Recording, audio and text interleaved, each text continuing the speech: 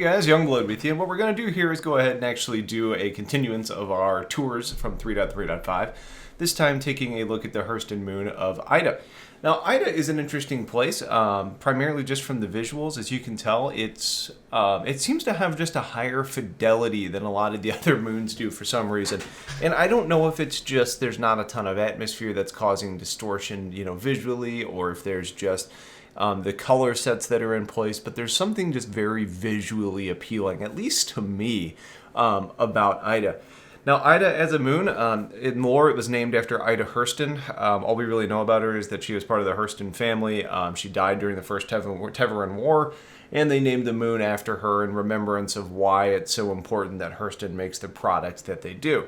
Now, if you're unfamiliar with Hurston as a lore company, they actually go through and are an arms manufacturer. More specifically, it seems like primarily like warheads and missiles and rockets and explosives versus like guns. So they're more of like an explosives company as opposed to like a cast-stack arms or something like that, or even a bearing, for example, that makes like ship guns. This seems to be more about large-scale ordnance.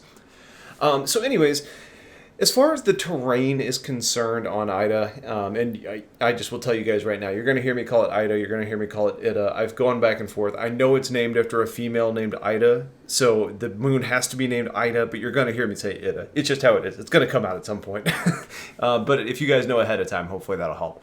Anyways, so you can see the terrain here. It doesn't really appear to be anything all that special. And once you actually get down onto the surface and get on a cyclone or, a dragonfly or something like that, that basically retains to be the case. There's not a lot of, real noticeable features on the surface here.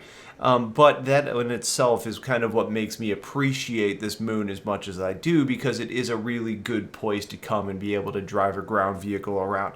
This seems like the type of place where it would be fun to have a ground battle, get a lot of like turret versions of these cyclones out having a fun time. Even having a Tonk rolling around, even though it would be absolutely destroyed by air vehicles, I would assume. But it's just a cool place because it's relatively flat. It's got good visuals. You can see a long way. You don't have the haze or kind of the pollution that some of the other places do. It's just kind of clean looking. The outposts there's only 2 of them. They're very cut and paste. Like it's an outpost. But as far as the scenery, you don't really get different biomes, at least that I've seen, and I haven't driven around this entire moon, so I could be potentially wrong here, but it doesn't feel like you have a bunch of different biomes that are really going to be present in this patch. It doesn't feel like you're going to be going to one half of Ida, there it is, you see, Ida, and experiencing something different than you are, right over by the outpost here, like on Ryder. So, it kind of is what it is. But what you get is you get the dusty ground, you get the small rocks that don't really impact the way that you're driving, you get the larger rocks that you could actually climb on. You do have some hills and some craters, you got some spires. It doesn't seem like there's much like geothermal activity on this one, like the spires aren't shooting up smoke or anything like that, at least at this time. It is worth pointing out, and I want to say this if you're watching this kind of series of the tour guide, they are making changes frequently on a lot of these outposts, specifically on Hurston. I did one about Edmund where it actually had the forest around it, and now that forest biome is gone. I don't know if they decided that they needed to work on the forest biome or if they were going to move it to a different location, but that video is not really holding up. Stanhope was also the one that actually had the base with the water. That's changed.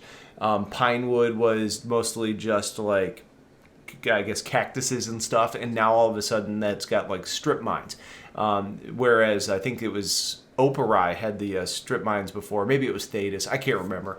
But things are changing, so it is entirely possible that we look at this eventually and say, oh, okay, well, the surface here has changed, or this outpost now has a new biome or something like that. It'll eventually settle down and cool it, but for now, just know that some of these things are going to be prone to change as we move forward. So this is Ida. I really like the moon. I think it's worth checking out. Just visually, it's appealing to me, but practically, I don't know how much there's going to be to do here until we're making our own content or we're really getting into commodities and trading.